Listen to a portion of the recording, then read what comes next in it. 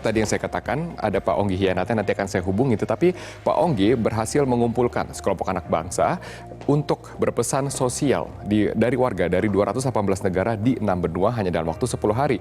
Ia ingin bersama-sama menyerukan untuk mengonsumsi dan memberikan informasi baik di tengah pandemi ini. Dengan semangat melawan COVID-19, sang penggagas ide, Onggi Hianata mengajak masyarakat melalui sebuah kampanye, masyarakat dunia tepatnya. Kampanye bertema We Are One, Save Life from COVID-19, Only Consume and Share Positive News, mengajak dunia untuk senantiasa mengkonsumsi dan menyebarkan berita baik.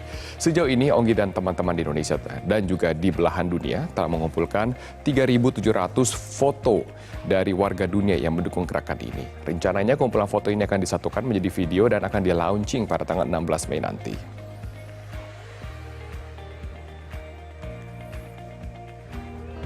The time for all mankind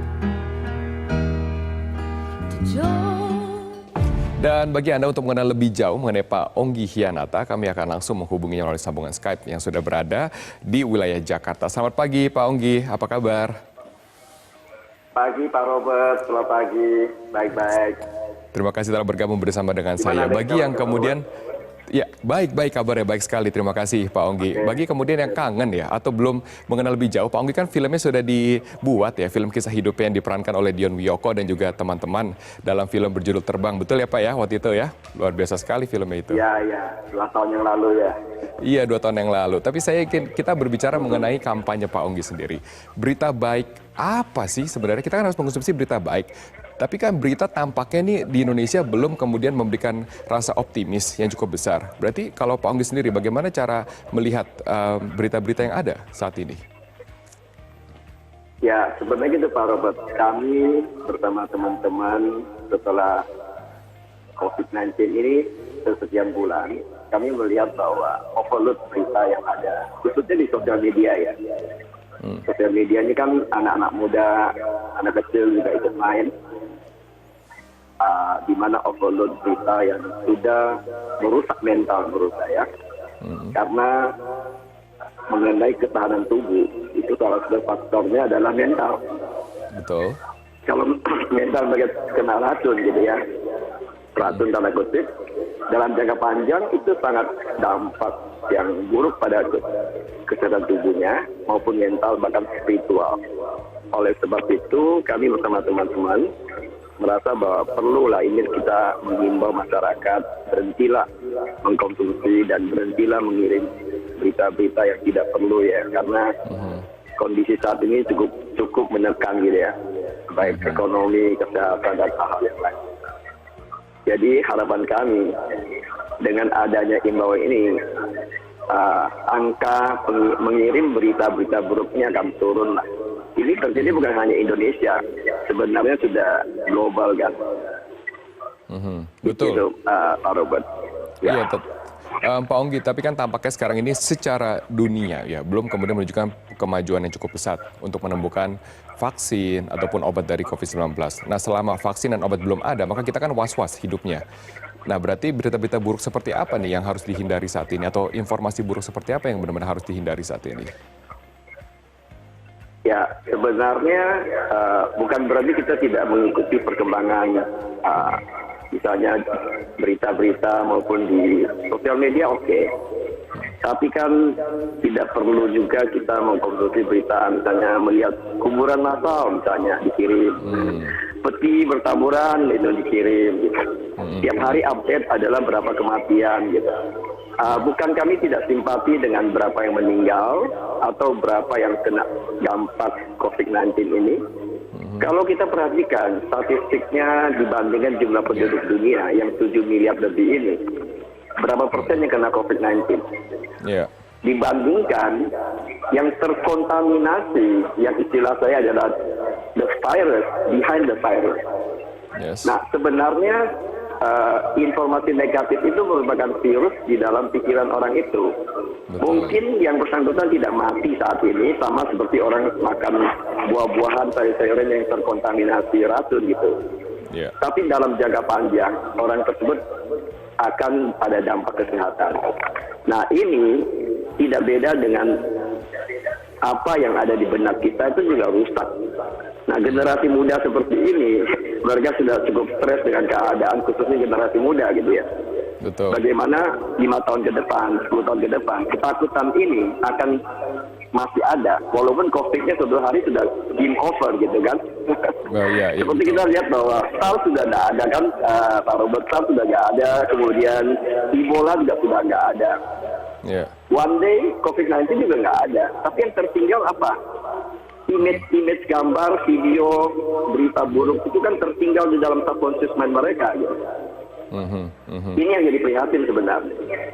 Oke, betul. Mungkin tidak ada di Indonesia kali Pak ya virus-virus tersebut, tetapi kan itu pernah ada dan mungkin masih ada beberapa sedikit sekali kasusnya di berbagai belahan dunia, terutama di Afrika misalnya kalau kita bicara Ebola. Tetapi memang saya setuju yang dikatakan Pak Onggi tadi adalah ketakutan itu akan menghantui setelah pandemi itu selesai, kan seperti itu ya Pak ya? Berarti ketakutan itu, dapatkah ketakutan itu dihapus dari pikiran kita karena kita merasakan sendiri loh? Justru semacam ini semacam ketakutan yang tertanam di bawah sadar seseorang itu tanpa dia sadari. Pak Robert sering dengar ya, kadang-kadang orang sakit gitu, dia ke rumah ke dokter, periksa, dokter bilang kamu sehat aja gitu. Tapi kenapa dia susah tidur misalnya, kemudian dia merasa pusing dan sebagainya. Ini penyakitnya tidak ditemukan dalam tubuhnya. Nah, sebenarnya banyak hal-hal yang racun ini dia terkontaminasi tanpa dia sadari. Sebenarnya kalau kita mau jujur Pak Robert, tanpa kecuali, baik saya maupun siapapun yang ada di dunia saat ini, sedikit banyak terkontaminasi dengan COVID-19 ini. Tergantung kadarnya tinggi atau rendah. Nah, bayangkan kalau misalnya kita tidak menghimbau, kadarnya kan jadi tinggi. Betul. Ini yang mengerikan. Oke, betul. Dari pengalaman Bapak untuk melatih pendidikan mental, leadership, entrepreneurship, bagaimana cara yang paling efektif kemudian untuk menghilangkan ketakutan kita? Karena kita kan rasakan sendiri first hand pandemi ini. Ya, memang itu butuh proses tersendiri ya, Pak Robert. Mungkin agak susah kalau kita misalnya di kondisi saat yang seperti ini kita bilang bisa lakukan. Kami memang kalau melakukan itu ada waktu khusus, misalnya orang itu mesti tidak ada gangguan apapun. Kami lakukan 3 hari yang pernah kita lakukan dan sampai sekarang kita masih lakukan. Itu efektif, banyak kita bilang beban ya. Sebenarnya itu jadi beban, istilah saya adalah invisible burden. Beban-beban yang tidak kasat mata ini memang mengganggu. Nah, itu ada proses untuk kalau mau delete 100% tidak bisa.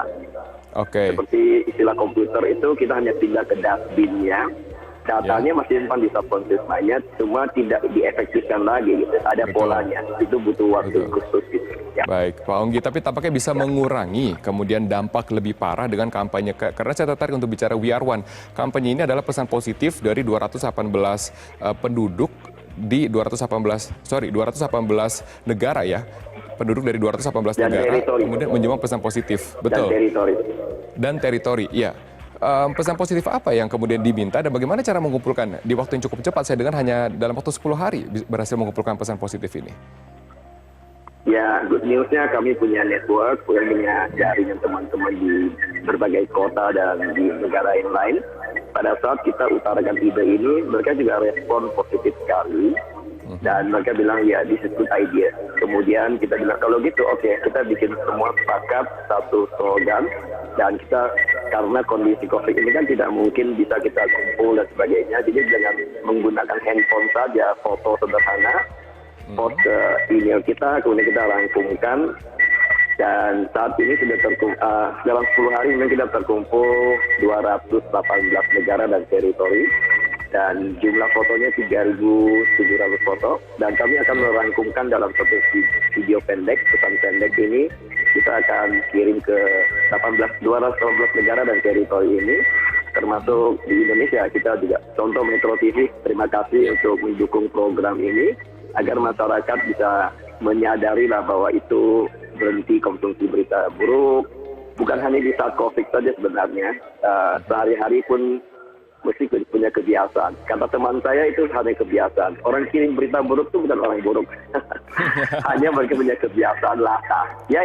Mereka orang baik. Saya yakin semua itu mereka orang baik. Cuma mereka latah saja kadang main forward tanpa dipertimbangkan resiko untuk orang lain. Betul, betul.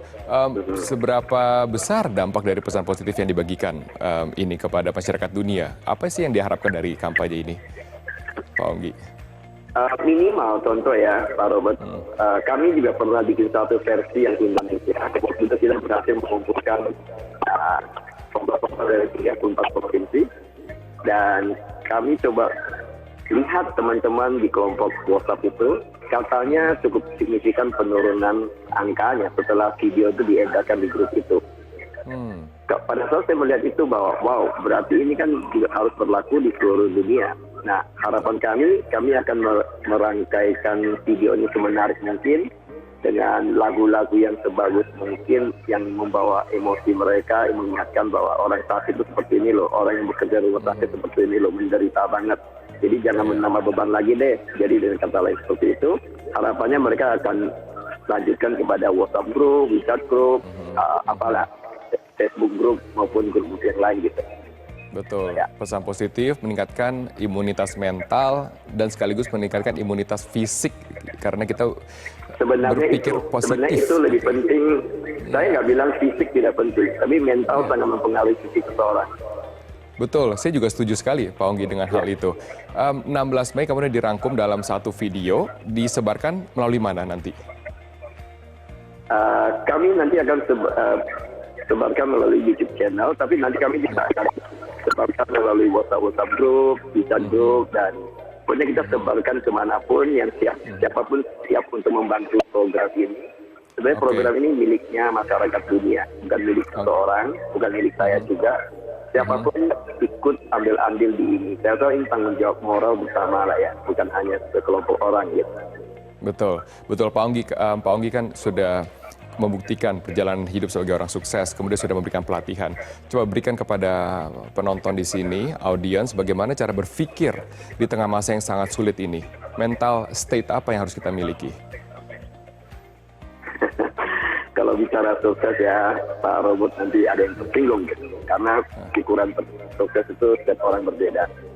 Yang jelas saya banyak mengalami tantangan hidup yang bertubi-tubi seperti digambarkan dalam film Terbang gitu ya. Sutradaranya tanya apakah semenderita itu, saya bilang kalau mau lengkap lebih derita lagi.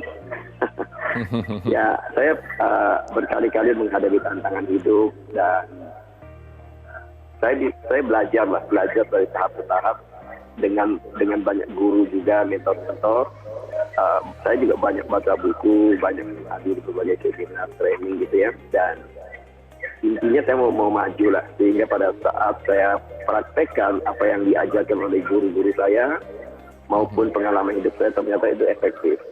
Salah satu kuncinya sebenarnya adalah control mind. Jadi kita seperti saya punya satu grup kegiatan, kita ada namanya morning walk, morning shower, morning feeding. Nah mungkin ini nggak awam. Kalau dibilang shower itu orang pikir wah shower badan aja kan. Sebenarnya yang penting showernya mandi itu bukan hanya badan, mental kita perlu mandi, spiritual kita perlu mandi. Nah kalau mental kita kotor, spiritual kita kotor, otomatis pikiran itu jadi kotor. Pikiran kotor ini memberi dampak kepada energi, kesehatan dan sebagainya. Iya, cara mandinya adalah dengan berita yang positif. Jadi mulai sekarang sebarkanlah berita-berita yang positif. Terima kasih Pak Onggi Hianata telah berbagi bersama dengan saya dan juga saya doakan sukses kampanye ini untuk memberikan pengaruh yang sangat baik bagi masyarakat dunia. Terima kasih Pak telah bergabung bersama dengan saya.